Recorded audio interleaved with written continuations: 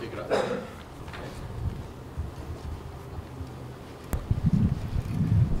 Good morning. Good afternoon. Welcome to the LAPD headquarters. My name is Captain Francis Boateng. I'm the Commanding Officer of Commercial Crimes Division, and I'm here with the Chief of Police for the LAPD, Chief McDonald.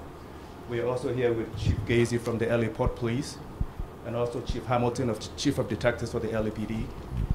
And to my left is the DA Hackman of LA County, and Deputy District Attorney Campbell, and Captain Tom Pass from Union Pacific Police, and Commander Mastic from Detective Bureau. So welcome.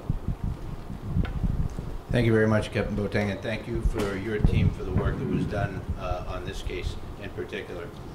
So good afternoon, everyone, and thank you for being here today.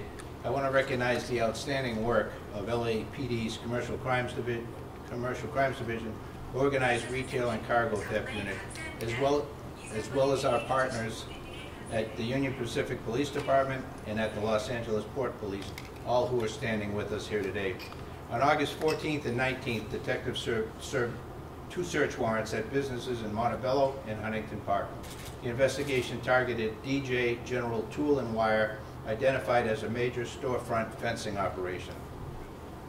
During the search, detectives recovered an estimated $4.5 million in stolen property. The merchandise included tools, appliances, e-bikes, and other items stolen from train and cargo shipments. Brands like Dyson, Milwaukee, DeWalt, and Makita. Much of this property was being resold through the storefront, which you see pictures of here today, and online via retail platforms. While the storefront appears legitimate, what you see here is millions of dollars in stolen goods, making them appear to the public as if they were legitimately sourced. I'm happy to share with you with the hard work of LAPD and our partner agencies. Not only has this stolen property been recovered, but key arrest has been made as well. Do Jun Park, 41 years of age, of Montebello, who was operating these storefronts, was arrested and booked for receiving stolen property. With his arrest, we have stopped him from being able to profit off these stolen goods. It's also important to remember that cargo theft is not a victimless crime. It affects retailers, distributors, and ultimately all of us consumers. It's also important to remember that cargo theft, protecting the integrity of our supply chain is vital to public safety, as well as the economic stability of Los Angeles. This investigation remains ongoing, and we anticipate additional arrests will be made. We're working with the Los Angeles County District Attorney's Office, and charges are pending.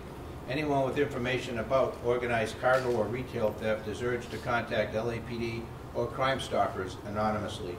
Together, along with our federal, state, and local partners, we'll continue to hold criminals accountable and to protect our communities. I'd now like to introduce the District Attorney of Los Angeles County, Nathan Hochman.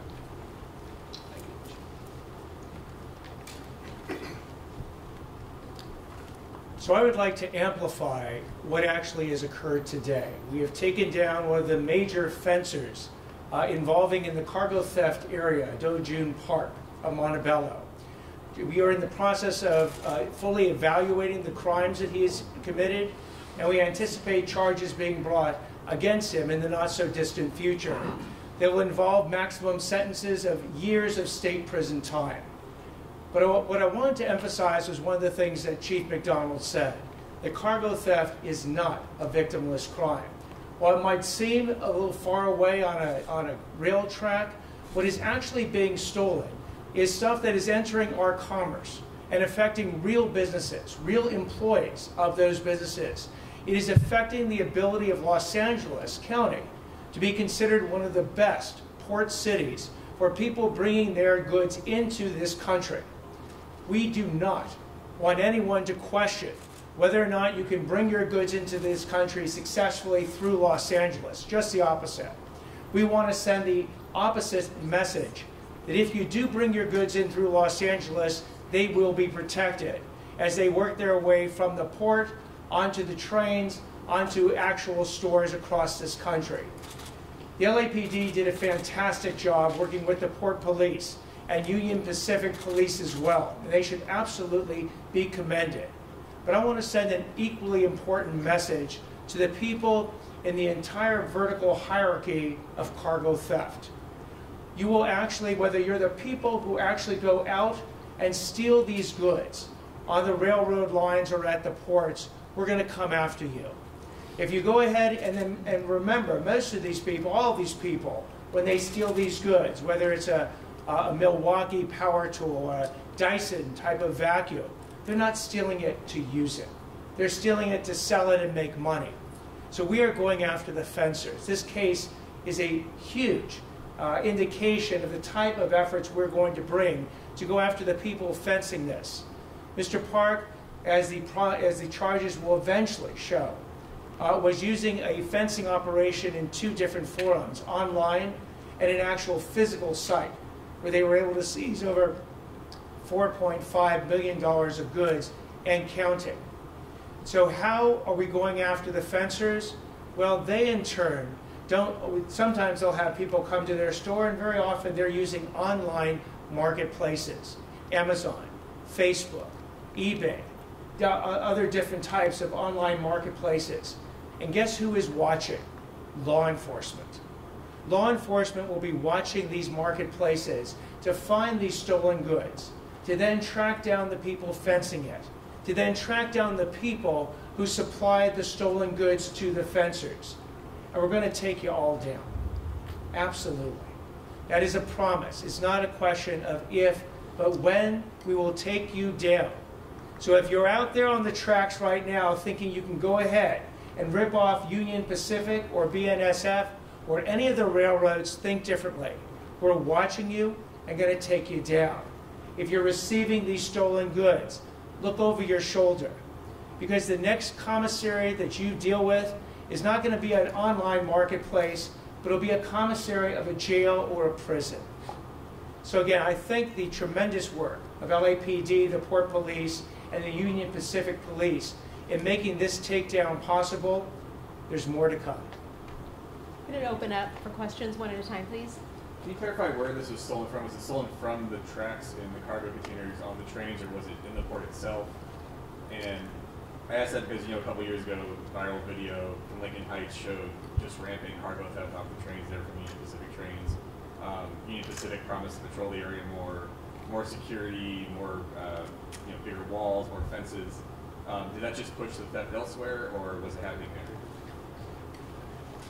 Okay. I'm Deputy Chief Hamilton. So it's a combination. Because of where we are in this stage of the investigation, we're not going to be giving out specific information on where the cargo was stolen from or how it was derived. We can say with confidence that it was stolen. The $4.5 million in merchandise, which also includes other items that are not power tools. So we've seen some e-bikes, we've seen some household appliances, we've seen some other things that were also being sold. All stolen merchandise. I'll just say different modes of transportation at this point. And all of the individuals that are involved, from the inception of the theft, the provisioning of the theft, their involvement in the theft, the eventual transport to the fence, the fencing operation, they are all susceptible to being arrested and charged vigorously. Alan, this was $4.5 million here. Do we have any idea how long this guy had actually been running this kind of an operation? It looks at this point that he had been running it for some time. We don't know the amount of stolen inventory that's come through the locations. We're in the process of determining that right now. When you look at the idea of how this stuff was stolen, again, this goes, you talk about vertical column of cargo theft. Somebody apparently had to look at those containers coming off the ships, whatever, and say, this one, this one, this one. Are the efforts underway now to find the people on the inside who are marking these particular containers to where thieves would go on up there and saying, we know this one's full of DeWalt, this one's full of Milwaukee tools? That's part of this investigation. I will say that we will follow up those leads as well when we determine that someone is involved in identifying a particular location of cargo, whether it's on the road or on a train. And when we establish that those individuals are involved in this process, they will be arrested too. Have you seen an improvement around the Union Pacific Rail Yard outside Lincoln Heights in the last couple of years? Maybe it's a better question for Union Pacific. Yeah, I'm going to defer to Union Pacific Police for that. That was quite the big story at the time. So. Yes, Captain, identify yourself if you would. Yes, Captain Tony Paz with Union Pacific Rail Police. Yes, our efforts have given us tremendous improvement on the losses there in that area. But as you know, burglars are going to move to different locations. But yes, we've done major improvements that have benefited us for Union Pacific. Yeah, I would say, have you seen it move elsewhere? Pretty much everywhere where these guys can access some of the places to include warehouses and everything, yes, it's moved. Chief, are they, Union Pacific, I think, might answer this one. Are you guys involved in any kind of ability with high tech to put, if you want to call it something similar to Apple iPods or other things within the cargo to track to make sure it gets there? And if it doesn't, that sets off alarm bells. This cargo may have been hit. We are, but I'd rather not say what exactly we're Not doing. you're going into sources and methods here at this Yes. point. How many, we've got this one guy. Do we have any idea how many other people have been arrested at this point, or you've got a target list? Is it 10, 20, 30 or more? There's a list that we're looking with the DA's office. Is this specific to Union Pacific? I know Union Pacific is here today, but is BNSF also getting hit, or is it just Union Pacific? A little bit of everybody. How fast are they moving when they're getting this stuff? I mean, these are locked containers for the most part. How long from the time they decide we're going to hit this thing to the point to where they get it and they get it out? Are they, what, teams of 5 or 10 people? They have big rigs standing by. They're literally offloading it that fast? It varies, and yes, they are loading it that fast. Have you had any video evidence or anything indicating how fast these guys actually work? Yes, we do. How fast for a cargo? Let's say a cargo container. How Minutes. fast can they clear it out? Minutes. Are these 2 happening? 3 minutes. 2 or 3 minutes for everything in that thing to go out? Quick. Are these happening in your rail yards or when the train is actually in motion at the port? Everywhere. And I know at the time, a couple years ago, when all this was pretty rampant, they were saying Union Pacific was understaffed and didn't have enough officers to patrol all the areas, and even some of the officers told me that we just can't catch everybody. Is that still the case, or are you guys understaffed, or? We bumped our numbers with police officers, but collaboration with LAPD, Port, BNSF, and Highway Patrol, we've made huge dent on. Sir, can you be a little clearer that time that he's talking about? Is this connected at all? No, very separate. Okay. Also, you said this, someone had said this has been going on for some time. Could you be a little bit clearer? Is it years? It's still under investigation to figure out how many times or how long time this has been going on with him. Mr. Hockman, a question for you and potential penalties. So we're talking about receiving or distributing stolen property. What are the actual felony statutes involved, and can you literally stack charges so these guys aren't looking at 2 or 3 or 4 years? They're looking at a decade or more, at least. Yes, you can stack charges if it's different incidents, obviously. You can even stack certain enhancements on top of that, depending on whether or not the amount involved triggers certain additional enhancements. The one person that none of these criminals want to ever see is to my left. It's Deputy District Attorney Alexandra Campbell. She is our liaison to the Railroad Task Force. If she ends up with your case, it is not going to go well for that particular criminal. And she has been very active over the last number of years. And under my administration, she's been given the green light to work with all law enforcement, to work with Union Pacific, to work with BNSF and the Cargo Task Force to bring charges against each level of this vertical crime that is occurring. When you're talking about that penalties, what do didn't we... exist like Sure. years ago, Yeah. right? Because it's kind of a jurisdictional issue where Union Pacific had its jurisdiction and LAPD had its jurisdiction next to the tracks, but it's kind of like a hodgepodge of a mess, right? Actually, we have probably the best relationships in the country between agencies, federal, state, and local. And we come together in task force configuration, so while none of us have the ability with personnel to be able to do the whole job, we all dedicate certain individuals to that task force, and we get a tremendous amount done, both from the law enforcement and the prosecution perspective. So what, a takeaway from this, if I could, is, when you ask the scale of this, everywhere there's a lot of police that are focused on this, but there are tens of thousands of miles of track, and then everything that comes in at the port. And you just think of the transport system and getting goods out to people across the nation. So many opportunities. That's why it's so important that the public step up. And if they're aware of this, to let us know, and that way we can target our resources to where they need to go. We're all paying for this at the end of the day, so as was stated earlier, it's not a victimless crime. Each and every one of us is a victim. Where did the arrest happen? Sorry? Where did the arrest happen? Montebello? At one of those Montebello and locations? Huntington Park. Yeah. Were there employees, other people working there at the time? Yes, there was. We had a few employees working there, but the main culprit was the guy who we arrested, John Park. Did you question any of the people in there They were questioned, yes. and let go? Yes, we let them go now, but they could be arrested at a further date. Captain, the online services, they can sell these things, Amazon, things like that. You mentioned there's cooperation between them and your agencies. How is that working out at this point? Are they being seen as, okay, we're going to sell off of Amazon or whatever, and Amazon looks and says, wait a minute, the price here is too good. This stuff is obviously hot, and you guys immediately get a call?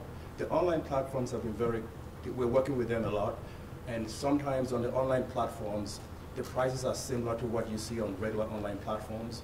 So where you see the discounts are at the regular stores where they're actually selling the stolen items at the regular stores, like in Montebello and in Huntington Park. So if you walked into the store, it'd be cheaper than going to Home Depot. Say it again? If you would have walked into this store, you would have seen prices much lower than Home Depot or Absolutely, absolutely.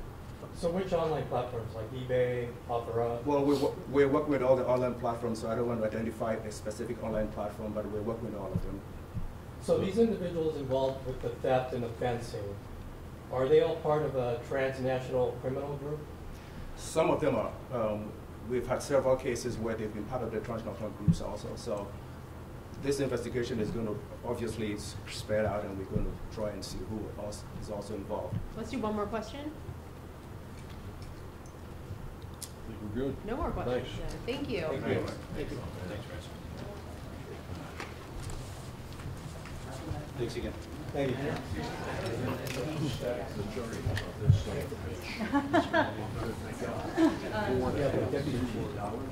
I annex back in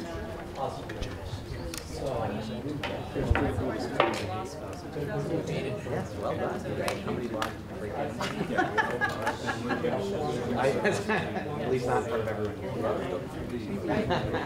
I don't have that in the budget.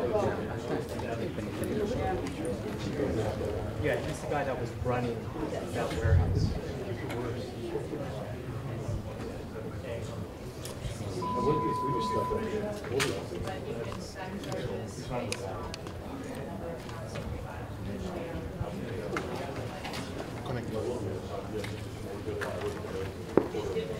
Let me see if he's gonna break it. I use us.